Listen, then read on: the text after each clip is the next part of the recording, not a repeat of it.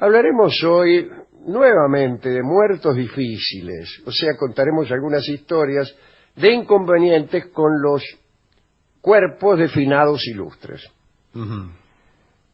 Recuerdan ustedes que Napoleón III le ofreció la corona de México a Maximiliano de Austria. En realidad había un problema de deuda.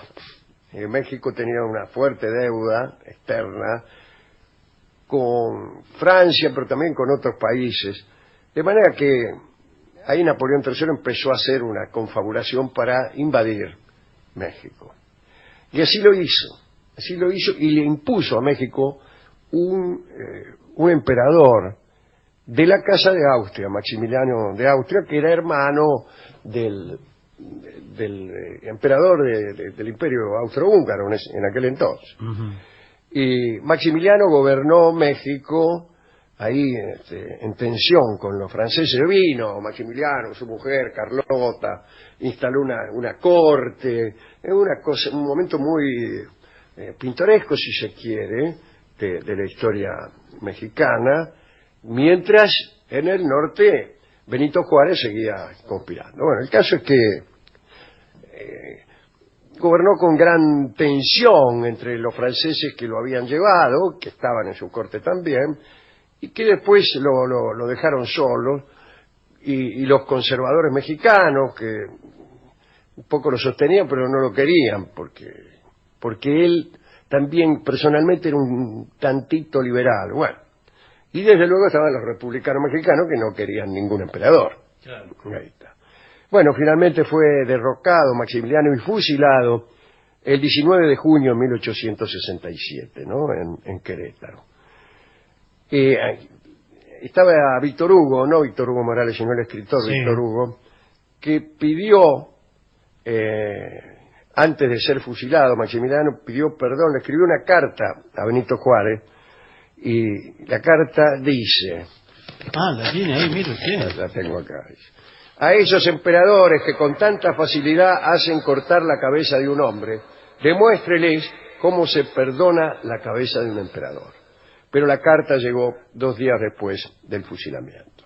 Bueno, el cadáver de Maximiliano fue devuelto al convento de las Capuchinas de Querétaro, donde lo dejaron hasta el día del traslado. Y el doctor Vicente Licea fue uno de los médicos designados para realizar el embalsamamiento del cuerpo, un proceso que duró alrededor de 7 días.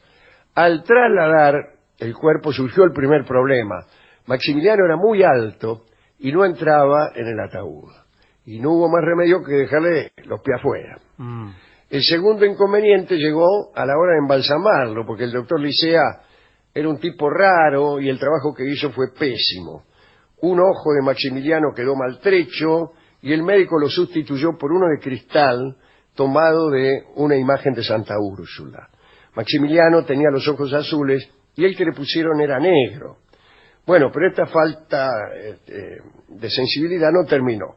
El médico decidió lucrar con el finao y con todos los objetos que hubieran estado en contacto con él.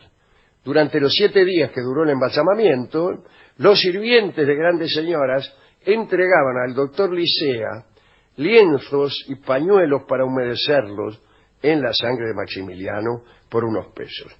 Al final se enteró Benito Juárez y enjuició al doctor Licea. Maximiliano estuvo insepulto en Querétaro durante 3 meses, mientras Austria, su familia, ¿no? Sí. Su país, quiero decir, pedía que devolvieran los restos. Se decidió su traslado a la iglesia de San Andrés, en México, en la capital, México Tenochtitlán, y el carro que trasladó los restos de Maximiliano volcó 2 veces. El cuerpo de Maximiliano acabó revolcado en las aguas de un arroyo y en la caída perdió un pedazo de nariz. Los productos usados en el primer embalsamamiento se mezclaron con el agua y hubo de ser colgado el cuerpo para que escurriera. Por fin, 5 meses después de su ejecución, el emperador destronado pudo regresar a Austria. Allí llegó con un ojo negro, otro azul, una nariz de cera, al final pudo descansar, y aún lo hace, en el sepulcro imperial de los capuchinos en Viena. Otro caso, Jeremías Bentham, que fue, como saben ustedes, un filósofo, economista, pensador y escritor inglés.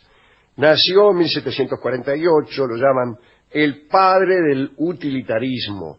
Decía Bentham, todo acto humano, norma o institución deben ser juzgados según la utilidad que tienen, esto es, según el placer o el sufrimiento que producen en las personas.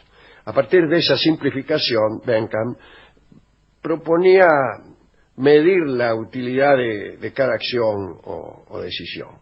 Proponía una nueva ética basada en el goce de la vida y no en el sacrificio ni el sufrimiento.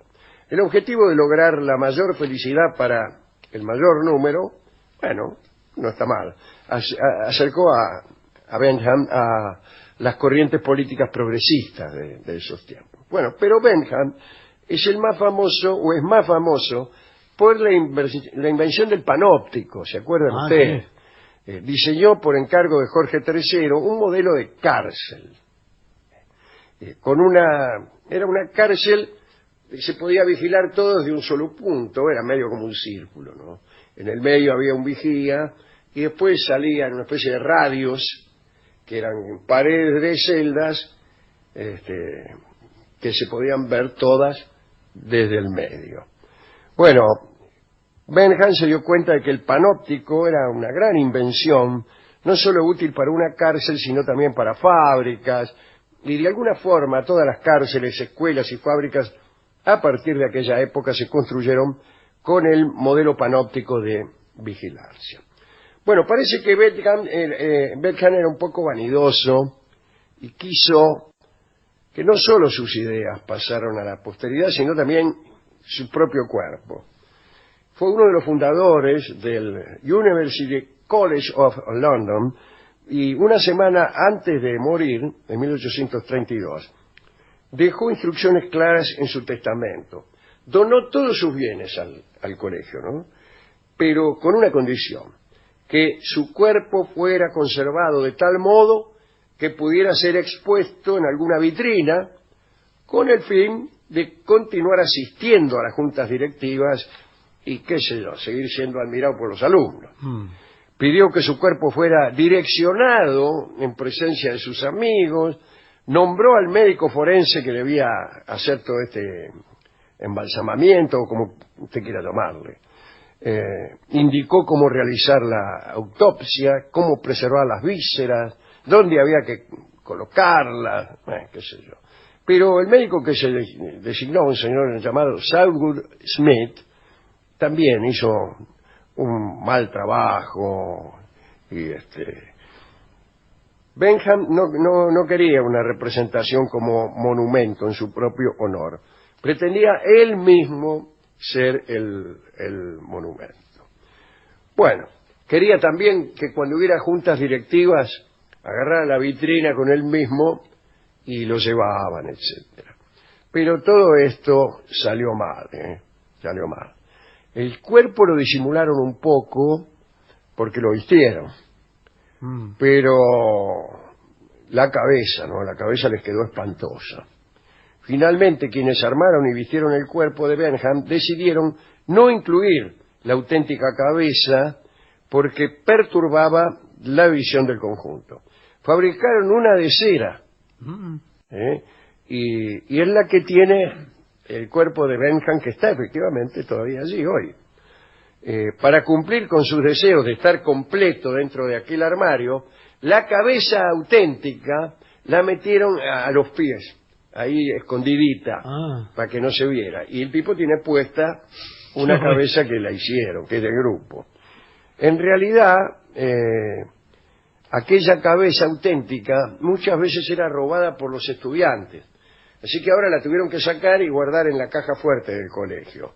Porque los alumnos hacían como reto de fin de año afanarse la cabeza de Bentham y hacerla aparecer después en lugares insólitos, como el campo de fútbol, en la estación del ferrocarril, etcétera. Es que imagínese usted, estar con una cabeza así, está llamada a ser Por supuesto. ultrajada por alumnos. Y ahí sigue lo más fresco, Benham.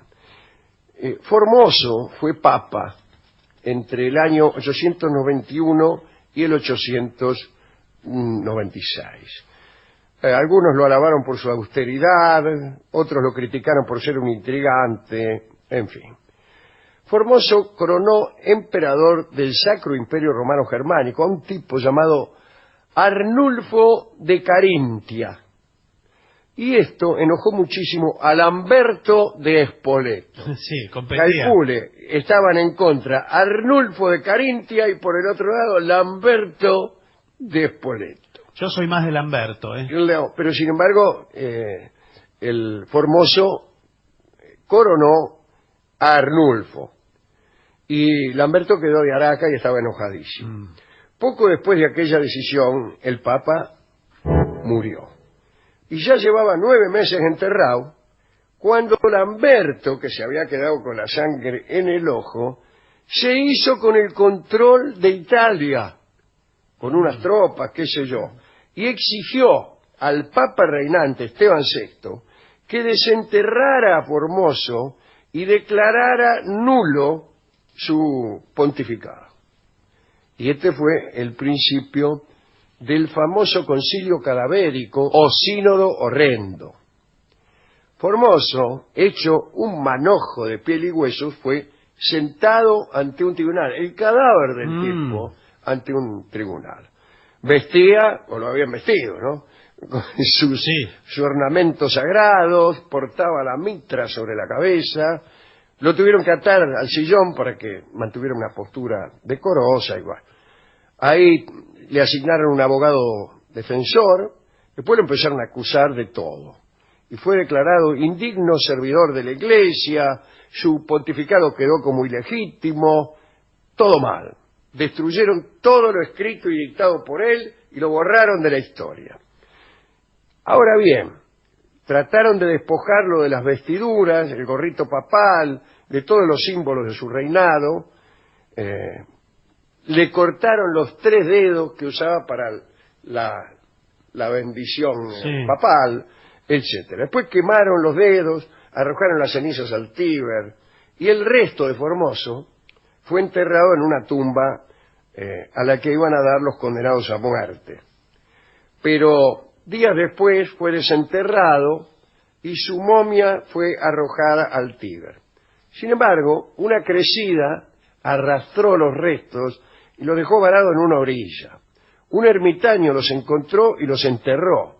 Cuando apareció en Roma otro papa menos vengativo, Teodoro II, a Formoso se le desenterró por enésima vez, se le devolvieron sus ornamentos papales, se lo rehabilitó en la historia del papado y sus maltrechos huesos volvieron a la tumba que le correspondía. Reposan ahora en la Gruta Vaticana acompañados por los de otros 148 colegas de pontificado. Esto es todo lo que queríamos contar hoy acerca de muertos difíciles. Sí, bastante macabro. Bastante macabro, disculpen ustedes.